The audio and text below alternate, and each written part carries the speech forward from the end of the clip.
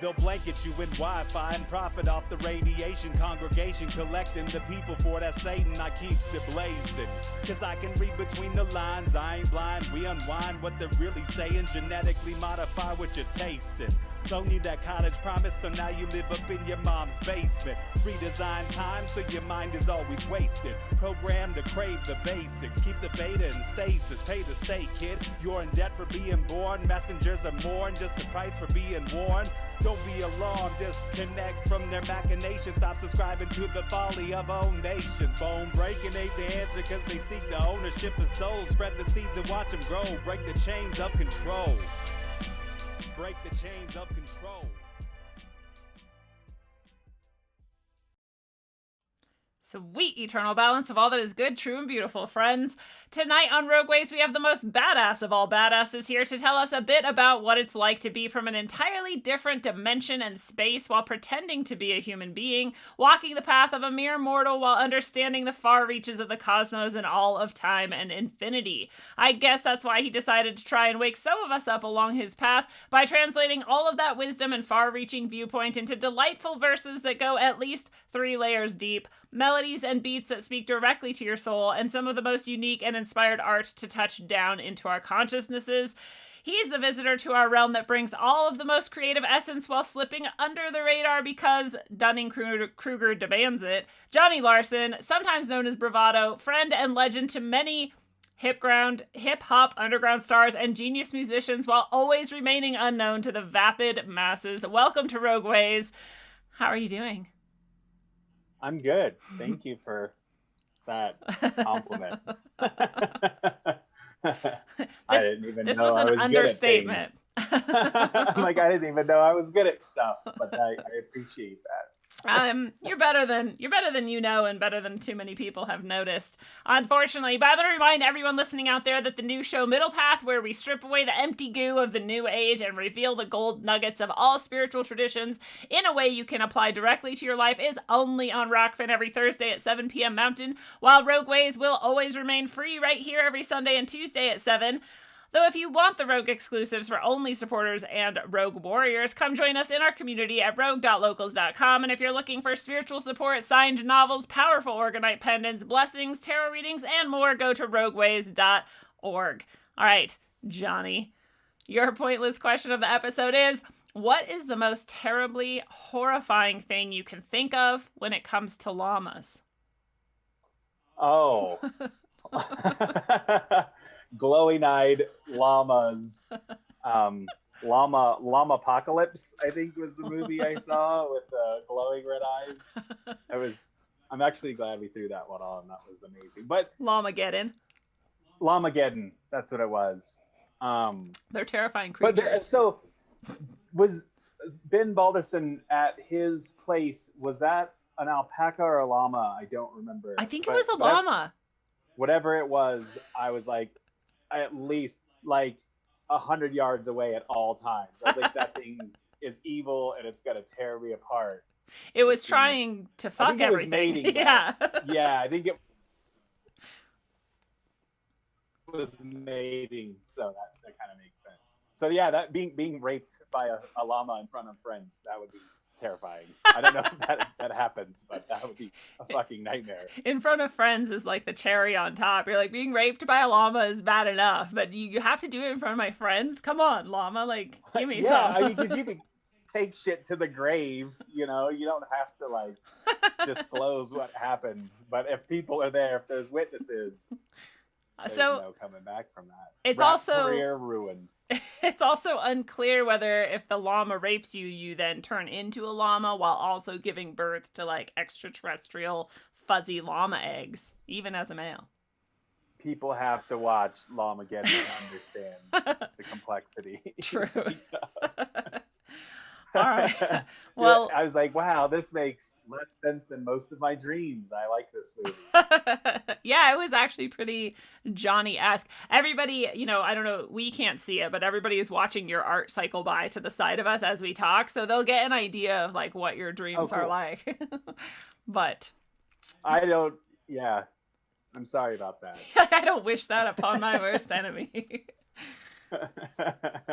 So I like to go back to the beginning, and I want to hear what your young life was like. A lot of anger, a lot. I was a pretty sickly kid, so I was always going to appointments. And as you know, I hate anything in any day that's like not dictated by me, like pointless That's true. appointments and stuff like that. But I don't know, I was always drawing. I watched a lot of movies and drew all the time and had a crazy imagination. My dad was so cool. He would let me pretty much watch most stuff. Like he wasn't like showing me like crazy horror movies or anything, but we'd like sit down and like watch like Clash of the Titans or Jack the Giant Killer and like draw. And I thought he was like this amazing artist because I was like 3. You don't know that people aren't that good at things. It was just the motions of going through it with me made me want to draw and like get better than him and stuff. He's like got stick figures, and So you're like, yeah, "Oh, I'll get you." Yeah, one day, sir, one day, and it turned out it happened when I was like 5. But yeah, no, I don't know. I was just always into my imagination. Was always really social. I was I was told I was really smart. But I remember kind of being like, fuck the system when I was like in 2nd grade because my friends were making fun of me for being in like an advanced reading group.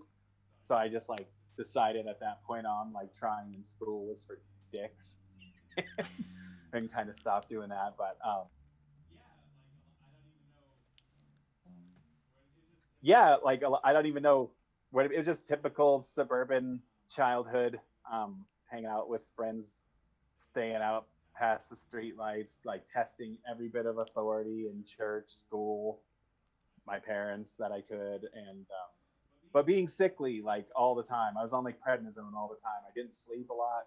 Like my parents are always talking about how cranky I was, and I'm like, well, yeah, I'd go to bed at like 4 in the morning and wake up at 7, half here dickhead birds chirping when I'm trying to figure out the the day's activities. I was pretty irritable dickhead, but I think it was because of all the asthma medication that I was on constantly. Like I went to the hospital probably 2 or 3 times a month with asthma. They thought I had cystic fibrosis actually. And they even still, I remember last time I had my lungs scanned, they were like, do you smoke crack? I'm like, Jesus what? Christ. Like, you must have seen my art. But no, I guess my lungs are just like completely shredded and scarred and stuff. So I make sure to smoke pot. It seems reasonable. Yeah, and why do you think that you had all of those medical issues as a child? It's so weird because you're not the only person I know who had this, severe asthma in childhood that didn't start at birth, right? It started later than that. So what do you think was going on with all that? From what I understand, I think it happened later. And just from my research and stuff, I would assume it was vaccination and shitty diet. Like, not really shitty diet, but just not understanding diet. Because from what I understand, there's like, well, just basically the way I've kind of healed myself of like allergies and stuff like that. After alcoholism, I was like, let me get obsessed with health instead and trying other stuff. And then like I had like crippling seasonal allergies most of my life, and now I might get a sneeze once in a while and whatever. So I would imagine if it wasn't vaccine damage and just shitty luck, because I do know like some people in my family did have asthma, but I would assume it was like probably the combination of that and just eating. Like I drank nothing but milk and ate sugar. There was always soda in the house. Like we were like one of the only families that just drank soda like constantly, because I think my dad used to buy it for his job. So we'd have like reams of soda in the garage, and being kids, we're like, that's infinite stuff, just take it. And then later on he would whoop us for stealing all this soda. I feel like that was very 80s, like sort of middle class way of, right? You have like white Wonder Bread in the bread box. You've got milk. It's all like pasteurized and whatever. And then you've got like soda, sugar, sugary cereals, like chips and shit. Right. Like it's all from packages. And like this was like the good lifestyle to give your kids. And so you combine that with possible vaccine damage, and it's like not a pretty picture. And some people somehow skate through that unscathed, but you like won the negative lottery and got Right. cystic fibrosis lungs out of it. Well, and that's the thing that's crazy too, is like people don't really get it. I mean, I guess younger people, all the people our age and older understand, but like they didn't demonize. Like my parents smoked in the house, they smoked in the car. I was around smoke like constantly. All the time. I don't think that like gives you asthma, but I'm sure it like doesn't help. Yeah. Ironically, it was funny years later when I was a total piece of shit. I like moved back in with my folks because I was an alcoholic, and I was just like smoking in the room that I was staying in, and they were like all pissed off about it. And I'm like, wait, don't you remember like the 80s? I mean, like I get why they were pissed off, but I was drunk and I was like trying to reason. I'm like, no, remember this whole house smelled like smoke for 20 years. I don't get what the big deal is, man. Come on, man. Trying to have a fucking party at your house. Oh, how the tables have turned. You just like trap them in a room and like blow smoke in there. Take that. Get a llama. Show them who's boss. It just stands in the backyard like staring through windows. I would love it. So you also had a crazy life, you know, aside from the constant medications and what those did to you and your, you know, cystic fibrosis lungs equivalent and that sort of madness going on. You also had a lot of crazy, like what I think you can now look back and see as spiritual sort of experiences as a child, which I am sure, especially unguided, is like very terrifying. So I'd love if you want to tell us about that madness. Right. Yeah, like I don't know. I used to have like really vivid dreams, like almost like entity attack dreams. And I think that's what like shut me off to everything. That actually came last. Like first, I know I astral projected all the time because I would always like remember waking up the days I just had like normal dreams and being like disappointed that I didn't get to like float through the stairs, like down the stairs and through the living room and through the walls until you saw something terrifying and got like pulled back and stuff. And I think I talked about it on that astral travel episode a long time ago, but I did have, I think they were like machine elves or something. I have no idea. I had these little visitors that would come, and this could all be like prednisone and lack of sleep, but it seemed pretty real because I could like interact with them, and they were all little tiny dudes. Like they were like probably an inch or two. Yeah, they're probably like an inch tall because I was like really little then. But I remember like I used to be able to like splat them and like pick them up and drop them, and it wouldn't harm them. They would kind of just like shake it off. They didn't talk or anything, and they would just like walk all over me and my brother in his crib. I remember one time in Nebraska, it happened at my grandma's house, and I was like, damn, these guys like follow me or something. And they were like walking all over his crib, and I was kind of like protective, but I was always kind of paralyzed in that state. And it was kind of like the astral state too. Like, I don't know how to explain it. My memory is pretty shoddy, but I would say it's kind of like the Matrix, like green tint when I'd be in that like zone, but you could like freely move around without walking and stuff. It's pretty interesting. And then after that, I started having like recurring nightmares, and it was probably because I snuck in and watched Poltergeist. But it felt like it was like the same entity every time, always cornering me in these dreams. Like it would be like weird shopping centers and like wherever I was at in these dreams, and they would like corner me and stuff. And then I just started like praying like super hard to like never have it happen again. And like, dude, like everything kind of closed off at a point, which is fine by me. I don't really, I mean, I had some like other experiences when I was older that were like a little bit weird, but nothing too crazy. Definitely lived in some like activity apartments. Like, I don't know if they were haunted or not. There was either like a really shitty, mean maintenance man, or they were haunted. Yeah, and or both. The maintenance man would have had to have followed me to like another place too. So. And you were like, please just don't rape me in front of my friends, please. Yeah, like that's like, please. Well, what was the entity that came back over and over again through the dreams? It was like an old lady.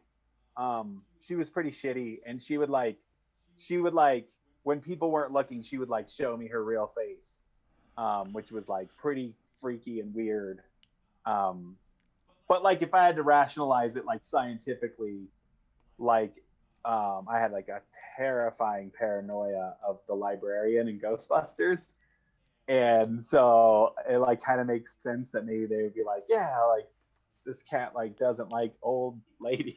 Don't put that mask on Other than and his grandma. scare him. Yeah, I Yeah. don't know. It was weird. And then like looking into lore later, like with like the gray lady and stuff like that, I was like, maybe it was just something feeding on. Because I'm sure kids get fed on, because they're just like just vessels of like the purest source, and like I'm sure like dark shit is like, hey, let's go get a hit of that shit. Like it's probably a drug. It's probably like the crack they think I smoke. And I feel like there would be this like automatic protection, you know, for children, and I think there is, but I think that you can break that, and if and the child itself can like maybe allow something in too. And I don't know how old you were when you saw Poltergeist, but shit like that, I kind of wonder, like, are you by watching it and then you're agreeing to like take it in and make this connection, and who knows, you know, something like that. Right. Yeah, no, and it was like it was right at the era of Ghostbusters. And then I snuck in and watched Poltergeist. I was probably like 4 or 5, maybe a little older. I don't know. Time is a fickle mistress, but and I remember Ghostbusters being like so huge in school, and so everyone was seeing ghosts everywhere and stuff. And I wonder if that psychology just like it's like the Slender Man effect. Like I'm like, did we just create this shit because we were thinking about it too much, or did we like? I don't know. I think children. Excuse me, I think children are vessels, and I think that they just see more, and then we're like whipped out of it into paying taxes. So, Straight from it's like, entities you can't believe to taxes. As soon as you don't believe in ghosts anymore, man, you better start fucking paying taxes. That's how For this real. works. That's basically the system. That old woman too is, you know, a lot of sleep paralysis people have like an old crone or whatever come, and so I wonder if this archetype is just sort of universally trying to suck out energy, especially from like youth. I don't know. Which is weird because like generally old ladies are awesome. Yeah, in real life. Like in most of all society, like I've hardly come across like an old lady that I'm like, wow, like life would be better without you around. Like almost every old lady is like amazing. They like seriously. If they hand wash their dishes, like maybe check their dishes first. Like I remember my grandma's house, sometimes they'd be like, I don't know if I'm gonna use that cup, but I love you with all of my heart. Like the vision starts going, the sense of smell starts going, the dishes get dirty. Which I shouldn't even talk. I hand wash my dishes, and sometimes I pull them out, and I'm like, huh, yeah. better do that one again. I don't know what was happening that night. I don't know. Too much llama getting. I don't know which one of us it is, but your eyesight's worse, so it's probably you. So you also allegedly. I just wear these to look smart. You also had some past life recall when you were young, right? I did, but like it's weird because it was so, and I still remember it vividly. And yeah, I just remember like asking my mom about it, and like she was probably like, well, it's Johnny, he watches like crazy shit all the time and has this weird imagination. I just remember it was like Wild Westerny, or maybe even like the Dust Bowl era, and I was even like a kid. And the only reason I've never looked into past life stuff is because when I was in a detox facility one time, I made a friend, because that's all there is to do, is you're like, hopefully someone here is cool and won't like shit and throw it at me. And he was telling me about past life regressions, and I'm like, yeah, I've like heard of this or whatever. And he's like, never get one. It's the most traumatic shit. Like, it's so freaky. He's like, that's what made me relapse this last time. And wow. Blah, blah, blah. So I just told him that like experience of like, it was just like a small room, like a dirt floor, and like really dusty and Wild Westerny. And like, I remember asking my mom, like, where was that place that we were at that time? Because like I knew that she wasn't her, but like, yeah, I don't know. It was very strange. So I've had some like weird dips into like other realities or past realities or other dimensions way before I ever touched a substance. Oh, other than like big pharma. Yeah. But I'm sure that those could unlock stuff too. I'm sure that those can alter and like open you up and stuff. But yeah, that was pretty wild. I think it's pretty interesting, but it's like I sometimes feel like I could dive further into this stuff, become more spiritual, but like I still have that like weird idea that I kind of like the blockage, and I'm kind of like rolling with a handicap. Like I kind of feel like that's like when people were like, "You want to do DMT?" and I'm like, I don't know if I want to like continue to exist in this realm once I unlock that channel, because why not just create your own reality all the time, constantly, and have like no physical form? That would be, and not saying that I want to be there now, but Right. I'm like, I feel like life being what it is, I should just live it, man. Yeah. Yeah. I like I don't that really have. perspective, because I think a lot of people are reaching the opposite direction and they're like, I want to go beyond and I want to like have past life regressions and I want to do all this stuff. And, you're like, yeah, I did all that. And like, this is actually pretty cool and chill. And, and that added bonus of, like you said, like, if you had this direct access to that and you experienced it so immersively, would you want to be here at all? It's hard being human. Like, material matter is slow and dense, and sometimes it hurts, and sometimes shit is hard.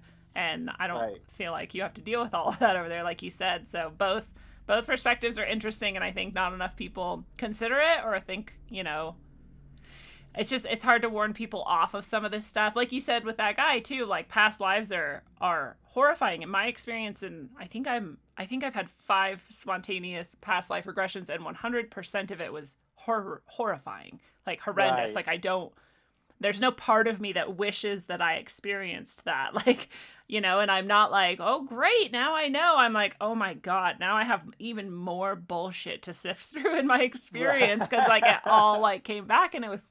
So I totally get what he's saying, and I am not opposed to that message, or at Right. least the warning of like, maybe you don't want all this shit, Right. Right. Like I get flustered with payment due dates, and I know that it's like an illusion and bullshit, and I don't really care about money or like rules or like authority outside of like, keeping society like civil and shit.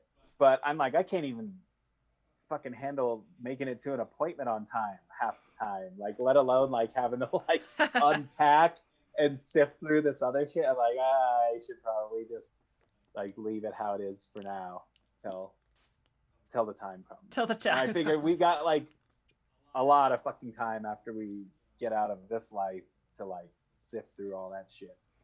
I'm not knocking people for doing it. I feel like sometimes I'm just connected to shit anyway. And I'm like, do I want to even amplify that? I don't know. Like, I know what it's like when I get too high sometimes just off weed, which is like the lightest of all substances. Like, I don't really want to open that like gateway and like, oh shit, Lindsay, like, sorry, there's a fucking portal on the floor. We both must have meditated too hard and like don't mind the shit coming in through that other dimension. Herald of the many tentacles, like, hey guys, what's up in here? Like, oh shit. Nobody likes it when a herald comes. Fucking Harold. Do you think there's a reason why people like you are just like natural proclivity to experiencing, like, you're just a kid and you're just already experiencing these things, and why, other people never do their whole life? Or what do you think that's about? I think it just gets trained out of you. I think like everyone kind of has it. I do think that we have different levels, like possibly like I was awesome in my past life or something. And like I just stayed kind of open or something. I don't know. Yeah. It's so weird to me, like, because I met a few people that have been like just the exact same, and it was like weird how it happened too. Like at a party, just like sitting there drinking a 40, like, you ever hear like repetitive voices in your head like telling you what to do? Like, man, that's fucking crazy. Yeah, like I have. Like everyone else is like, who are we gonna go like get pregnant with and whatever, and we're like sitting here talking about like alternate realms and shit on the staircase. So I don't know why some people. I feel like it's just like everything else. Like some people are just picked to live. Like there's the theory when we decide to reincarnate or whatever you want to say, that we kind of pick what we're going to experience. Like maybe that's part of it. I really am the worst person to ask because I'm so open-ended and like philosophical. Like I love it I'm a though, because then bullshit you artist. have a bunch of perspectives that some people might not have heard. And I do wonder if like that concept of like the old soul is a thing, Like Yeah. and like there's some people who even put a number on it, like you only get 108 incarnations. So maybe like you and I are on like 106 or something. Like, I don't know. And other people are on like 1 or 2 or whatever. And I don't know if that's a thing or if it's like, we chose to have different levels of awareness so that we could have different experience. Like you and I are like, yeah, Right. rip the veils off, whatever, we'll figure it out. And other people are like, no, I want to be like fully human in the moment and be like stuck in this mess or something. I don't know. Right. And I wonder too, because some people just have such a you have like a pain threshold. I think some people just have like a life threshold, like a high tolerance for life. Like stuff just doesn't bother me the way shit bothers people. Like, don't get me wrong, I just like everyone else, I can be thrown into a tizzy over the dumbest stuff, like the dumbest stuff. You've seen this. I lose my shit over the dumbest thing. I think we all do, but like as far as like life goes, I don't know. I've just kind of learned that like you can roll with the punches and like shit just kind of works out eventually. And then if it doesn't, we've got a van. We'll just go live down by the river. Yes. Fulfill the Farley prophecy. That'd be amazing. The Farley prophecy. I and like you did seem to, and we've talked about this a lot before because I had a lot of friends who asked, various levels of like questions about reality sort of and I had that going for me, but like I didn't have anybody who thought about like conspiracies or like government or politics or society or just like that level of worldview. And even if they did ask some good questions about reality, they didn't like stick with it and follow it. They just like asked the question and then went back to being like vapid or whatever. And like a lot of times. Right. And so when I found this larger community that I now get to be in because of Rogueways, I was like mind blown. Like there's other people out here, but you had like almost the exact opposite experience. So tell us about that. Meeting people while drinking 40s and talking about reality on the stairs or whatever. Well, yeah, it was like weird because my good friend Damien, who will probably do a show with you sometime at some point about our music or something. Absolutely. When like literally the first night I met him, I was probably 15, and I think it was because I'm like, why did we go to his car? I think we went to his car because it was just that stingy shit where it's like, I got a joint. And I think he thought I smoked weed then and I didn't. And he just wanted to share a joint with like one person or whatever. So he's like, let's go to the car. And I'd met him a few times before, like briefly, but we were like talking.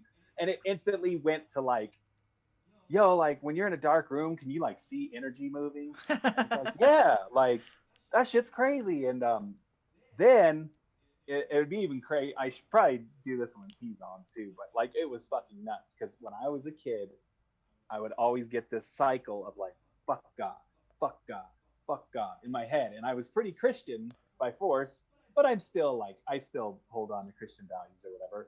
But I would hear that and it would scare me and I couldn't get it out of my head. And I'm like, oh my God, I'm going to hell. And it was either him or I. One of us out of nowhere just started talking about that. And the other one was like, that shit used to happen to me too. And Wow. He's literally only 1 month older than me. But same year, we're both born on the 13th. And so like that's part of my theory is like 13 people are like weird or something. But anyway, so that was kind of like the spiritual side of stuff. And then one of our friends' cousins was in like Goody Mob, and they made that song Cell Therapy, which I didn't understand at the time. But it turns out that that song was based off the book Behold a Pale Horse by Bill Cooper. I think it was just kind of like in the Black community, like gangster community, like people first of all already were like, fuck authority, like I don't trust the government, I never will. But then like understandably, and you would get those like cats that would like know of conspiracy, because this is like 95, 96. I remember someone having a conspiracy book when we were like going to pick up weed. We were like sitting in the back seat. This dude he was a friend of a friend, had this book, and it was talking about the underground bases and like all this stuff. I wish I knew what this book was because there's no way I even had the foresight to remember it. But it was talking about when Bush was president, there was like something was going to happen. And maybe this is some weird, I don't know. I know it happened physically. But it said when Bush was president, and I was like, well, see, dude, this is all stupid because Clinton's president. Like Bush was the last president. So like this was written while Clinton was president, like whatever. And then like Bush was elected, and I was like, I kind of like remember that 5 years later. So anyway, sorry, that was like really jumbled. So anyway, because of the Behold a Pale Horse story, we eventually, someone ended up getting that, and we were reading it. It was like, this is crazy. And that was back when I was more like UFOs and like stuff. I didn't really understand like the bigger picture of like the Council of 300 or like Council of Four Relations, like all those stuff bigger. But then 9/11 happened. And then my friend Damien pretty quickly was like, yeah, that didn't look right or whatever. And I was like, you're crazy, dude. Like, whatever, it is what it is. Because it was too big. You were like, at first, you're like, there's no way they could just like, it's weird, but like, can't just. Because I was already like kind of pissed off about. So I worked at the newspaper at the time. So I worked in printing when Columbine happened and when 9/11 happened, and those days were big work days. Go in and like I did the pre-press stuff, and like it was just so funny to watch the media like fumble. There was like 16 editions for both of them. Like Columbine at first, it was like 75 people dead or some. It was some outrageous thing, and then like it was the same thing with the World Trade Centers. It was like 40,000 like assumed dead or something, like Associated Press, and then like it kept changing and changing. So that already kind of irritated me. I was like, why the fuck don't you just wait and find out? Like, why do we have this sensationalist like 24-hour media coverage or whatever? But then like that picture of like the devil's face in the wreckage, like the plume of smoke, like as it was falling, that kind of flipped me and the homie out, because we were still pretty Christian at the time, like strict Christian. Like we kind of thought like saying God damn it was like blasphemous, which is weird because we would like beat people up. Yeah. It was like, kind of contradictory, kind of thuggy, kind of Christian. Like, it didn't really make sense. But I remember arguing with him about that, and about 9/11, and then he like came over to record some music, and he made the song Conspiracies, and I was like, holy shit, what's all that from? He's like, Behold a Pale Horse, and I'm like, I read that, I don't remember any of that. And I started like going through, and like it was just a slow descent into like the pits of hell once you're like, oh my god, like nothing is real. And I remember when he first started dating his girlfriend, she had like a tarot deck and stuff, and I was like, man, I don't know, that shit's like Satanistic stuff, isn't it? Like, I don't know, you might be fucking with a witch, homie. Like but anyway, yeah, so we, not only him, I'm telling you, I have like at least 10 close friends who are like on this level, and then most of my other friends are still like, fuck authority, everything we're being told is bullshit, the media is pretty dumb. I'd be even surprised if they took the COVID shot. And they're pretty grounded, normal people, and they're kind of like, yeah, I don't know about this, like, let's rush through an experiment thing. So yeah, I've been blessed, just because we all kind of woke each other up, like, and that was kind of the fun thing for a few years, like, yo, have you heard of this? Like, yo, have you heard of this? And kind of going through and discerning and driving yourselves crazy, trying to get the answers and figure it out, and then like finally landing on the conclusion, there is no answers, we're never going to like actually figure this out, let's fix ourselves, like, because the one thing they can't take is your soul, no matter what, unless you let them trick you into like with the media, trick you into going out and doing some dumb shit or something, or like trick you into like corrupting your soul because you believe so hard that like that guy with a red hat over there is Hitler, man, you better go shoot him dead. Like they could trick you into like losing your soul that way. Maybe not though, because it's still the philosophy of like redemption and whatever. But anyway, we just realized, okay, instead of driving ourselves fucking batshit crazy trying to like figure out why, who, what's the players, this and that, which I think a lot of the conspiracy community spends way too much time like arguing over. It's like, well, let's just agree we're all here. Yeah. And we should probably try to figure out what the best course of action is over like, did Alex Jones say it first, or did whatever say it first, when they probably all stole it from Freeman anyway. Yeah. Or Alan Watt. Oh, Alan Watt, rest in peace. Yeah, it sucked. That pissed me off. I know, and it didn't make me mad actually, but it just made me sad. Just like start fighting. Why'd you die? Yeah, I feel like it's so nice because you had this like leg up, you know, and a lot of us had to like stumble through a lot of this alone, or before you guys had it before the internet even too, which is so crazy to me that you got Yeah, I remember my friend would like print reams of shit from work because he had the internet at work, and he would print like reams of paper, and he's like, I'm probably gonna get fired for this, but here's all 56 races of aliens, and it's like a binder, and I'm like, dude, this is amazing. And getting like Bill Cooper VHSs and stuff like that. But it was nice because like every day-to-day life, like not being around them, like being at work and stuff, it was still the same experience a lot of people probably have, where you're like, I can't really talk about what I believe or what I know is truth because like I'll get fired, or back then you might not get fired, you definitely get laughed at, you'd be the crazy guy or whatever. So we would always, like every weekend, we'd have like vent sessions and get together and like vent it all out and like bitch about like how nobody could see anything.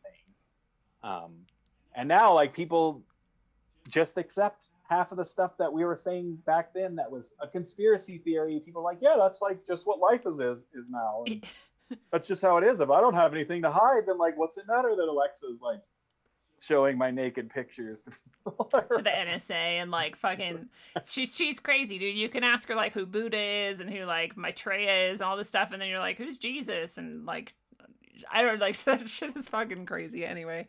But yeah, and I feel like you said, a lot of the Black community was just, a lot of what you were immersed in, and has this like natural inclination to distrust authority and whatnot. But there's also that that you guys were into hip hop, and hip hop, this is one of the things that I think a lot of people forget or never knew or don't understand, is that hip hop at the roots was like an art form meant to inform people and like teach about this exact type of shit, so that you would see the trap around you and maybe escape it. And this is like a tool of community building and like knowledge transfer. And I know when you're a kid, you're like not necessarily like about that. You're like, yeah, like we're fucking rad and like fuck hoes and stuff, but also check this shit out.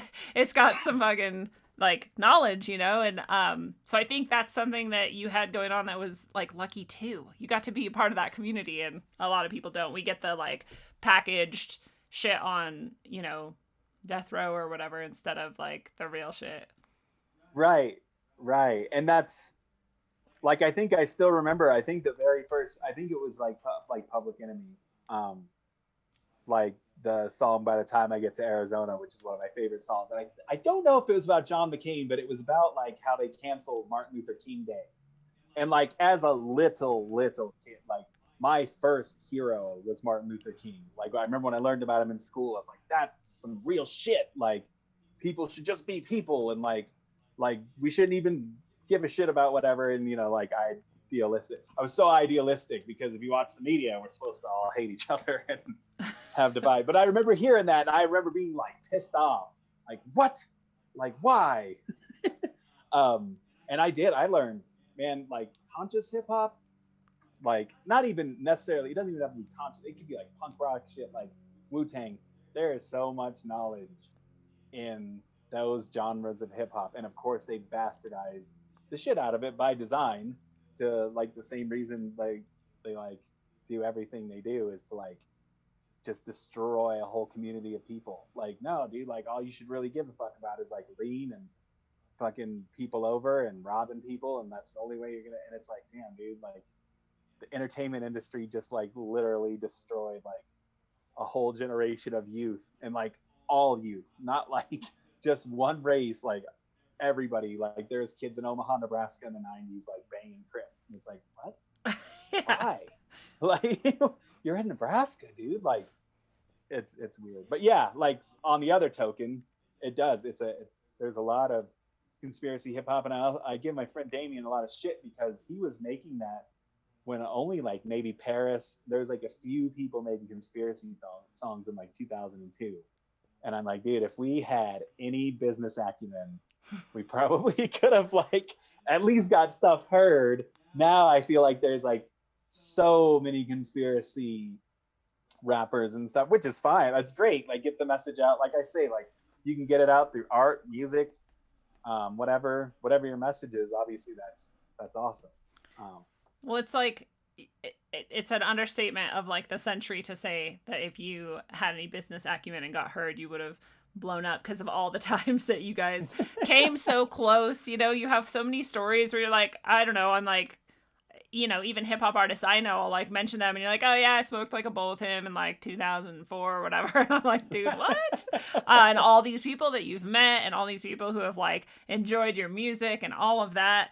I was going to say something else too, but you could tell some of that story if you want. Like, oh, I was going to mention, this is a good time to mention to anybody who doesn't know yet that all of the music that's ever been on Rogueways is Johnny and sometimes some of his other people too. And so intro song, outro song, all of it for all time.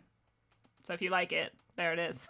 But it's like you listen to that and there's people who will write me and they'll be like, oh my God, like who is that? And I think they're expecting me to say like someone that they recognize, because it should be, because you hear that and you're like, well, yeah, that's fucking amazing. Like the lyrics are amazing. Like the beat is rad. These people are so skilled, but nobody knows. No one knows, because we never understood we should finish songs and then finish albums and then release albums and then probably tour, because we would basically just all hang out. There'd be like anywhere from 4 to 12 of us at my friend Tony's house, at his mom's house, who she probably hates our guts, because we'd be up all night rapping, not making songs, just rapping, just being loud and stupid. And then like some shit would happen. We'd have to like leave and go to the club, or like like we just never ever completed anything, which is great. Like even now, like I'm just like, because I'll hit, like I like my songs or whatever, but like I'm like, man, I need to record more songs for you to play at the, because I'm like, it's the same like however many songs, and to me I'm like, that is so redundant and stagnant, but I'm sure that's just the artist in me or people whatever. People like the, you know, I don't know, the continuity of it too. It like brings up a feeling. They're like, yeah, that's Rogue Ways. Right. Well, I'm honored to have the music on, because I don't know, like I say, it's a good way to spread a message, and it's a weird fine line, because that's what I was just talking to my buddy yesterday. He came over, my buddy, like you don't know, like I wasn't there.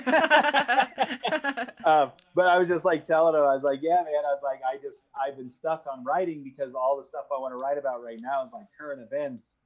And that's the other thing, like I feel if you have a whole album of like conspiracy songs, it's kind of fucking boring to people. Like you want to have some lighthearted shit, whatever, and or at least I do, because I feel like it reflects my personality. But yeah, I like the mix. I just think you know, like that your guys's, the art that came out of you guys was the part of why it's so good, and part of why people hear it and are like, fuck yeah, like is because you guys didn't have that like, all right, we're gonna make this group, it's you and you, it's on these days and times, it's like structured, right, we're gonna have this message, here's our image, here's like this. You were just like being genuine and true, and like whatever came out, and that is like the best art in my opinion, is that shit, it's like inspired, it's in the moment, it's being true to you, you're still living, you're with that flow, you're not like pulling yourself aside to construct something separate. Like I think that's part of why it is so cool, and that's why we're all happily awaiting your next album release. that would be fun. I've got like 60 unfinished songs. Seriously, so that's why I'm like, just throw them out how they are. And you're like, well, they're not done. And I'm like, dude, this is like half my students. They're like, I can't turn this in, Ms. Brown. Like, it's not done. I'm like, dude, just get the points you can. Like, just give it to me. Like, but I totally get it. Like, as an artist, you also can't. I couldn't release a book that wasn't finished. Like, I would hate that. Right. So I totally get that's the thing, too. A lot of them I made on purpose as just one verse, leaving room for other artists. Which I'm actually like a picky asshole about. I want 3 specific people like on these songs, because I do like the energy I have. Because I feel like you can do stuff over the web now. Obviously, people do it. I've done some pretty cool collaborations with people I've never actually even met in person. But I feel like there's such different energy with like your friends that you like went through fucking hell with, and like even if we weren't in the same room, if we record it and send it to each other, it's gonna have that same vibe. Whereas, and some of these songs I like so much that I don't want to just like randomly be like, hey, like people who rap, like someone want to throw a verse on there? Because then you'll have like one verse about like ascension, and then the next verse is about like fucking cars or something. Yeah. That just doesn't make any sense at all. That makes sense. I don't Yeah. know. It's fun. I love rapping. It used to be a lot more fun in the 90s because pre Eminem, I was like a fucking weird oddity at parties. Being the and white stuff. rapper who's actually like badass. It was like good. Yeah, like it was a lot because I feel like a lot of people can rap really good now. Like I don't know if it's just like the what is that, the Thousand Monkey Yeah, typewriter shit like or enough something. white Like, I feel people like rapped that now every white person can. like yeah, I don't know what it is, like just overall, like, but then there's like other parts of hip hop that you're like, god damn, like everyone's brain damaged. Like, what the fuck are they even talking about? Is that a word? Was that a sentence? I don't know. Or why are there only 3 words in this whole song? Like, Right. yeah, well, and That that's ass pussy. That's all that matters. yeah. That's like what you're saying too. You know, the industry has done this on purpose, not only to remove the message of empowerment or knowledge spreading or whatever that came with, you know, some of the older school hip hop, but also, you know, add in all these messages of just like vapid, shallow bullshit that's meaningless and empty and mindless and just like, you know, control like 2 aspects of that culture at the same time. But I love the story about when you went to, you know, do some freestyle competition or something and you like had to wear a mask. And you took Yeah. So COVID was everywhere. No, I'm just kidding. I was in an area in Illinois that was weird. It was because in Aurora, Colorado, where I grew up, everyone just fucking hangs out with everyone. Like there was like that's what someone actually said once at a Denver party. He's like, "You guys are from Aurora, huh?" And I was like, "How'd you know that?" And he's like, "Aurora cats always be like 2 white boys, 1 Mexican, 3 Koreans, 4 black dudes." I'm just like, I don't know, man. It's just I think it was military bases, whatever. Like, just kind of grew up that way. I don't even know what the hell I was talking about. You went to a club and you had to wear a Oh, mask. so anyway, in yeah. Illinois. So this place in Illinois, it was like a weird town. It was like kind of a small town, but it was like self-segregated, which was weird as fuck to me because like at that age, especially at like 18 when I was like rapping, I was like, I gotta find all the rappers. Like I gotta find them now because like these fucking beer bong keg frat boys aren't fucking doing it for me. I need to find these people. So anyway, I met a dude. He was one of my friend's buddies he worked with, and they were having like a freestyle thing at this like little small event thing, and they like didn't want to let me rap because I was white. Because this is 1997. Like people are like people you're don't not rap. MC Search, you're not third base. Like what is this, Vanilla Ice? Fuck you, get out of here. So I was like, all right, fuck this, dude. I got a mask and some gloves on, and got in and like rapped. And that's why, because I used to go by Dumbo, and I was always afraid because I have big ass ears you can't see. I grew into them a little bit, but I was just like, I'll just be unknown because that rhymes with Dumbo, so I can use like that knowledge base in my head. If it comes out, I'll just say unknown. But anyway, Yeah. went up, like did the shit, and then of course I had to be like, fuck you guys, like take the mask off afterwards, because it was just one it was like the one guy that like was running the shit that was like, nah, like fuck you. And it was probably because the town was they probably saw me and my stature and how nerdy I am, and they were probably like, this motherfucker's some dumb jock from like Alabama, like he can't rap, fuck him. But it was pretty funny, and that's when I like picked up the moniker Unknown. And I always was actually planning on doing stage shows with the mask on because I love anonymity. But then I learned about MF Doom in like 1999, 2000. I was like, I can't wear a mask now. Like the baddest motherfucker on the planet like wears a mask. Like, Yeah. can't do that. Like I have that problem with everything though. I'm like, I'll make a song about something and someone will make a song about the same subject matter, and I'm like, I can't put that out it's now. the same with yeah, same with my book. I put it out and then I started noticing all of the things where I'm like, this story is hella unique. Like I've never seen this in like another story. And then like as soon as I'm done and I release it, I see it everywhere. I'm Netflix like, oh my makes God. a series about it. Yeah, it's like the exact same day. story, but like a different name. Yeah, and I just like that mic drop moment, you know, where the guy's like, white people can't rap, and then you go and sneak in, do it, like, wow, everyone, take your mask off, and they're like, oh shit, like, Right. I guess white people can rap. This is confusing. It was pretty fun. Like it wasn't like an amazing movie scene where like, motherfuckers were like, holy shit, like the world is great. But like some people were impressed, and that felt good. Like, yeah. Yeah, I don't know. I have a bitter. Hip hop makes me bitter. Like being in Denver doing hip hop, like it's sad. There's a lot of fucking talent out here, like a lot, but it's just not the culture. Like if you have a Yeah. jam band out here, fuck, you're set. But like most of the hip hop shows were like rappers rapping to other rappers because they were like waiting to go on next, and that was fun though. Built like a lot of good community time. Met like some genius people. Some people have done okay. But it's just sad to me because I feel like there's actually a sound here that's different. Um, but then there's like just like anywhere else, there's like a slew of people copying the East Coast, a slew of people copying the West Coast, and like, why don't you just make your own music? Like, Yeah.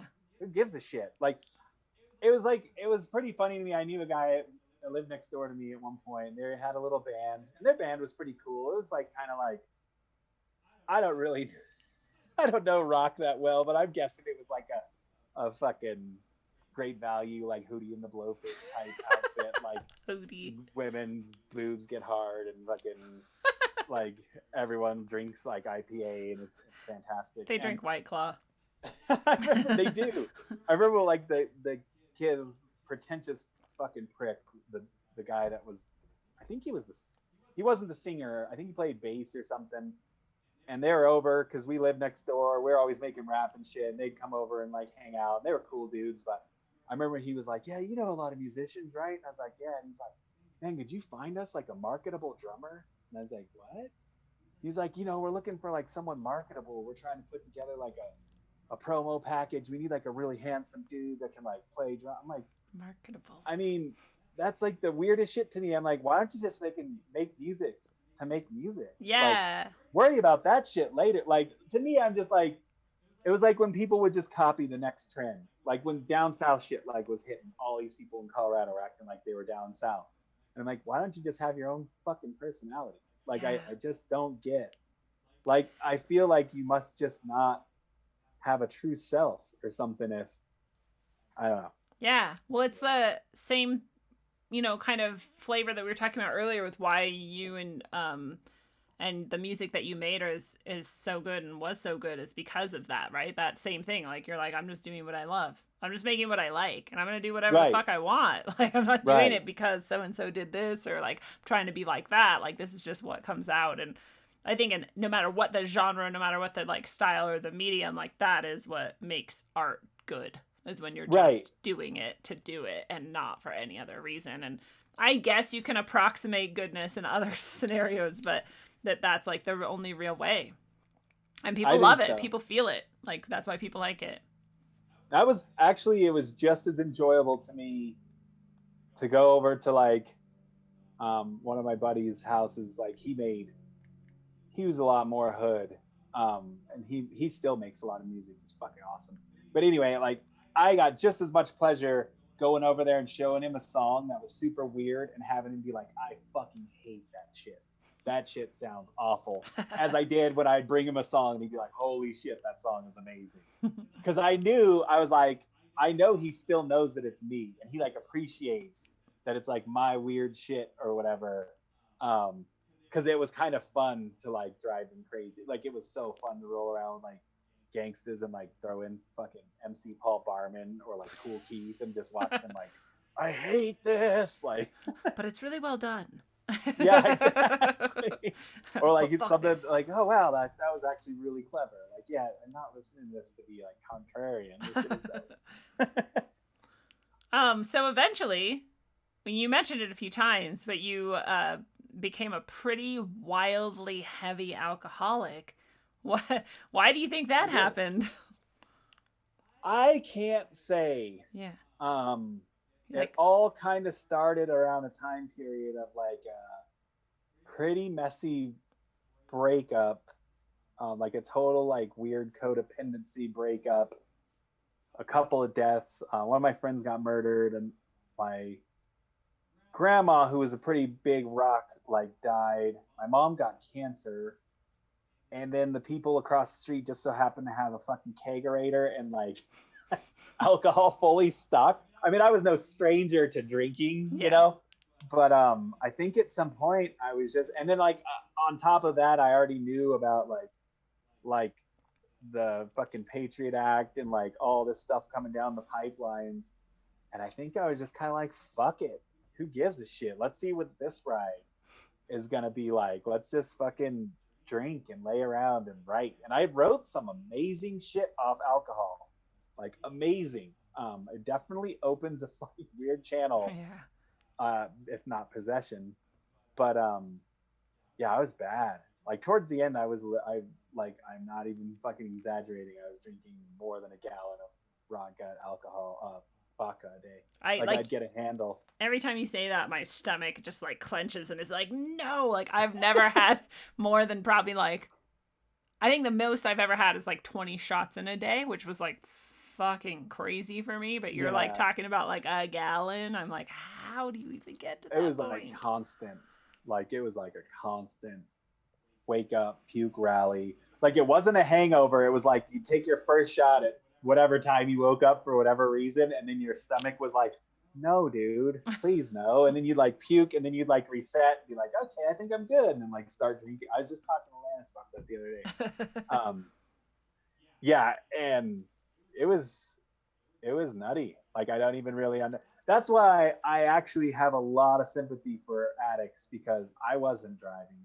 I don't know what was happening at that point, but I wasn't driving. I did a lot of shows. Just don't even remember them like at all. It made me an amazing freestyler. I'll tell you that. Like I was fucking amazing because I like bypassed overthinking. Yeah. But then I also like bypassed like reason and logic. And, like, just wake up in a fucking alley. Like glad there's no llama here. This shit can get dangerous. But yeah, it was a mess. Like it really wasn't super bad until like the last 2 years, but it was pretty steady for about 5 or 6. Where like a fifth a day was like not unusual at all. But when it got to the point where I was like, liquor stores closed on Sunday, I better stock up. I better like, and then like knowing like all I could afford like to drink that much was like bottom shelf gallons. Like when you can get a gallon of vodka for $7.99, you probably don't want to drink that shit, like. So gross. But I didn't care. Honestly, I was like in my head, I was like leaving Las Vegas. I was like, I'll just slowly let this happen and just fucking bounce and like leave this plane, because I was just over it. It wasn't even necessarily depression over those few things I stated, because that happened years before I got to like the worst point. And at the worst point, I was just kind of like, there's like no point. That's why I tell people too, like when people kind of wake up to stuff, like take it easy when you start researching shit, because like take breaks. I remember when I was like really young and I'd listen to Alex Jones like every day, his 3-hour show every day. Dude, like a month later, you're like, they're getting up the frogs, man. Yeah. I gotta go out there. Like, I need a bunker. Like, you gotta realize, man. Like, I don't know. There's work on yourself. That's the answer. There's not like, I don't want to be like defeatist and say there's not a lot you can do, like, because that's not defeatist, because that's a lot you can do. When you work on yourself, you realize these pricks don't have any fucking power over you.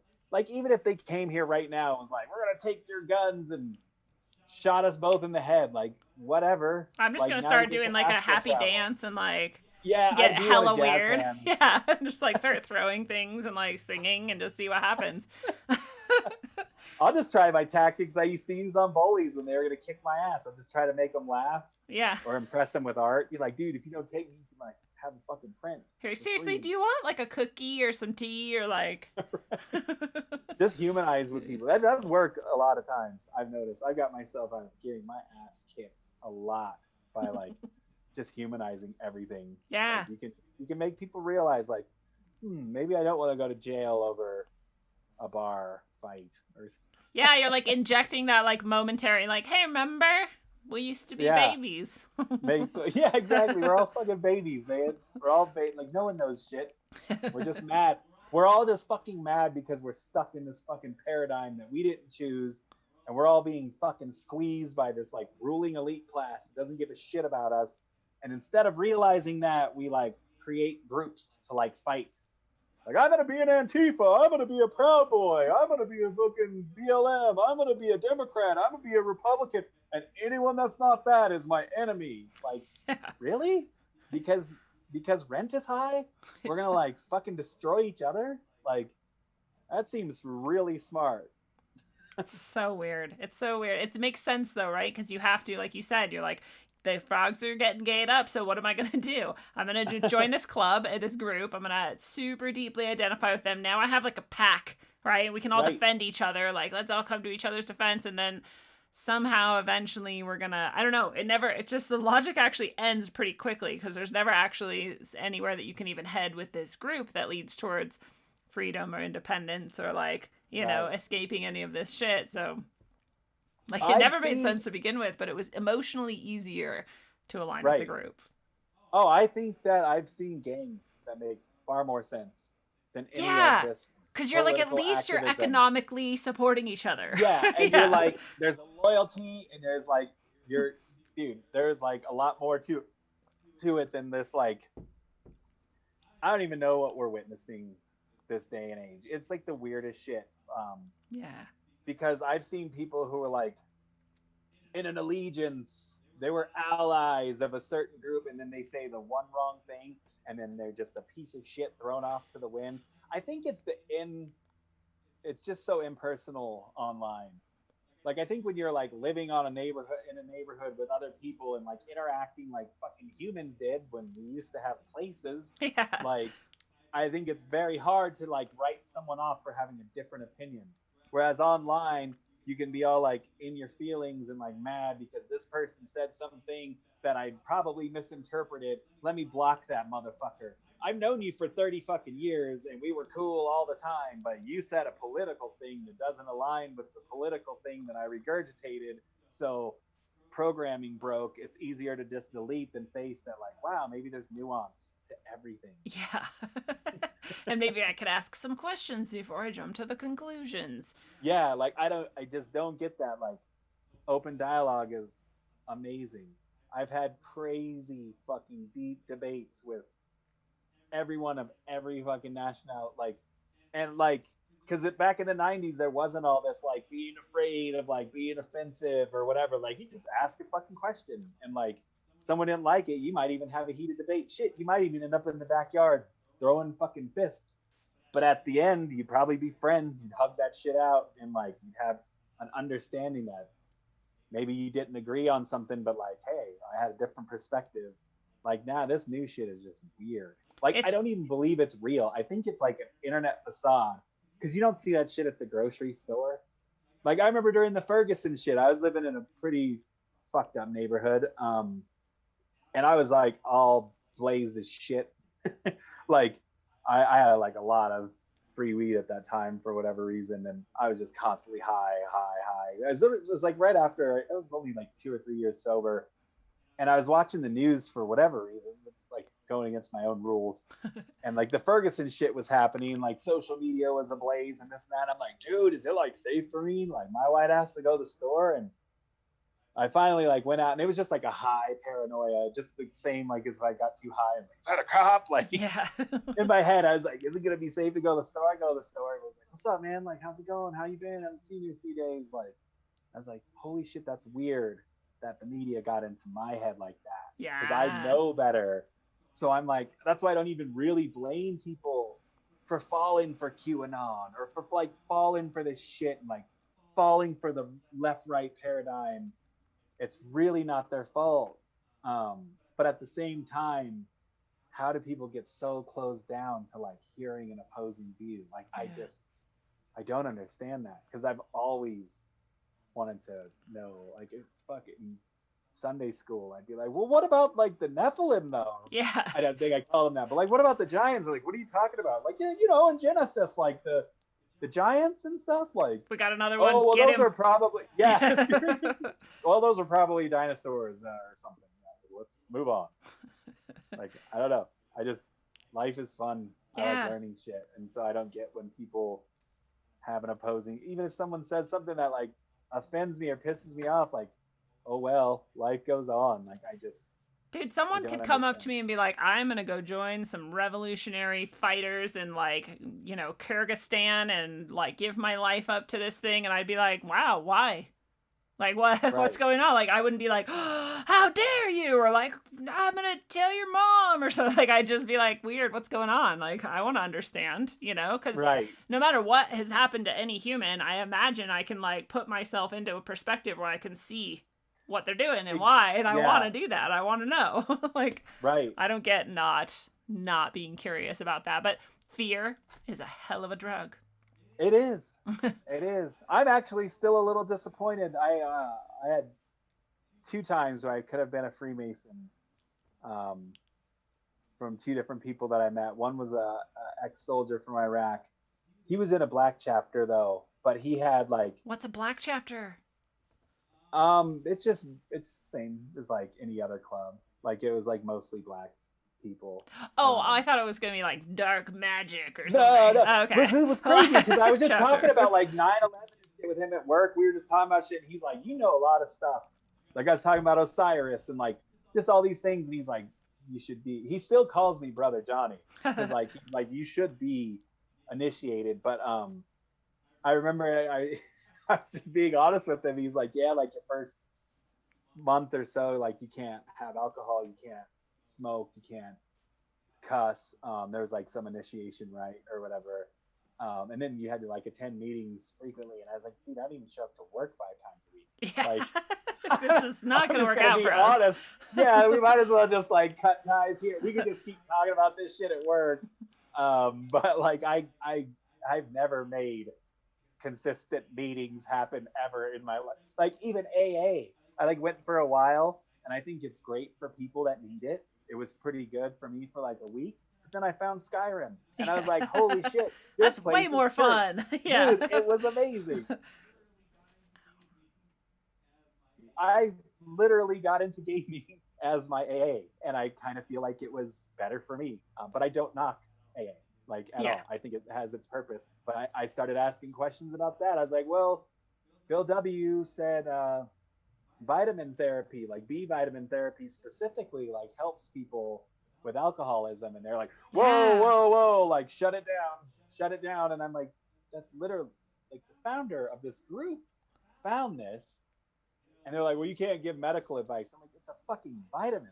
I'm not telling people to go like, I don't know. It was very strange. Well, and you're the one who first told me that because I was in AA for a while too, and I laughed because I never got more than a 24-hour coin after my years and years of AA attendance. So that's why I always laugh when I think of AA. But I had never heard. I read the whole big book multiple times. Like did a bunch of the steps. I think I got to like step 4 or something and 5. I don't remember. And I never had heard that. And you told me that, and I was like, that makes so much sense. And that actually became like a pretty profound part of your journey, right? To, you know, oh yeah, to quitting drinking. Yeah. Oh, absolutely. Like I just, cause I remember, God, I don't know, I probably tried to quit like 12 times, but I remember like the final time I like pleaded with my folks instead of going to detox, if I could stay at their house. And which I don't know if people know. I kind of want to do this natural. How dangerous that is either, by the way, because that was another thing you helped me understand is that you can literally die. Yeah, it was probably stupid. Like going cold turkey off of like someone who like drinks a lot of beer or something is like bad.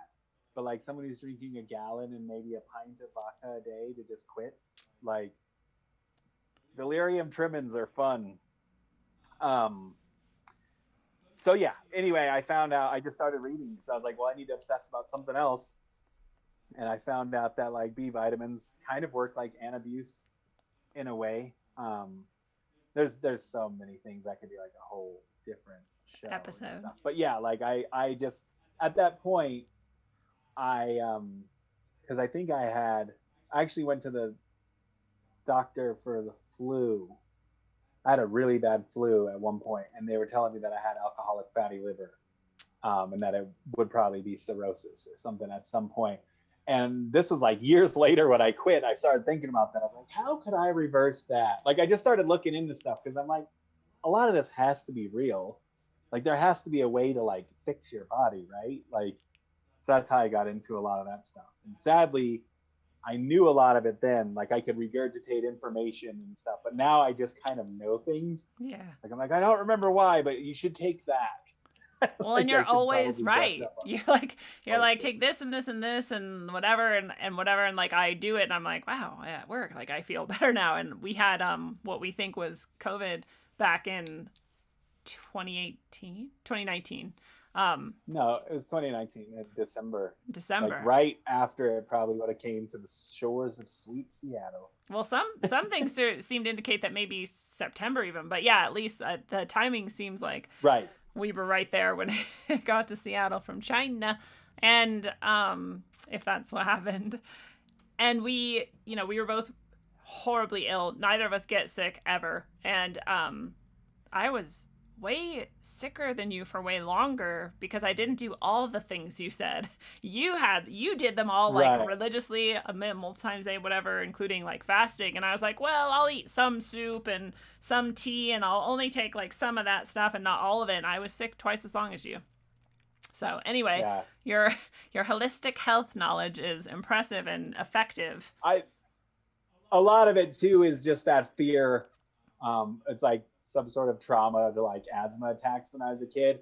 So when I start to feel sick, I'm like, annihilate it now before it like puts you in the ER, which I honestly think pass. my lungs are healed to a point. Yeah. I don't think now that would happen as easily as it used to. Back when I was a kid, if I got like hay fever, I'd end up on a nebulizer or something. And now I just think I know a lot of the things to do, and I'm just a little bit cleaner. Just a little. Not perfect, but yeah, it is. I'm not eating a diet of M&Ms and Dr. Pepper anymore. It is unlikely, when we met when we found out that we both don't drink, and I obviously didn't go anywhere near the level of alcoholism you did, but I just was, abusing it and drinking heavily and realized how destructive and pointless it is. And like you mentioned before, that there like opens portals and allows like possession, and there's this whole idea about that and like alcohol and stuff. And it's like, I think alcohol is way more destructive than people recognize. And I think it's because it's so accepted, it's like way more common that people are experiencing probably levels of possession that they don't even recognize or notice, because we're all just used to it. And we're like, oh, they're just drunk. And it's like, yeah, they're literally like infested with demons right now. And like, right. I think your delirium tremens kind of connects with that idea. If you want to tell us about that experience. Yeah, I wish I would have written it all down at the time, because just like everything else the past however long we've been talking, like I just kind of jumble and jump and that's how life is. But yeah, it was basically every time because it happened like 2 or 3 times, but the last time was the worst. And it is just audio and visual hallucination. Because, and I found this out at detox, like you quit cold turkey like that, you're not going to sleep for probably 2 or 3 days. Your brain is in a fit, and it's like, I'm looking for alcohol. That's how it was explained to me. I don't know if that's true. That's the materialist view. I remember I could close my eyes. Yeah. No, I could close my eyes and see an entirely different place. Physical, like it was like virtual reality. Like if I moved my head with my eyes closed, there was walls, there was doors. It was not the room I was in. Wow. I could see. It was the weirdest shit. And I kind of describe it like I remember feeling like obviously there was like bugs crawling out of my skin. I kept hearing buzzing flies. I kept hearing people calling my name. I had no concept of time, because I would hear, because I was at my folks, I thought I heard my pops like calling from the bottom of the stairs. I like opened the door and there's just a dark ass hallway and nothing. And I'm like, oh, it's 3:30 in the morning.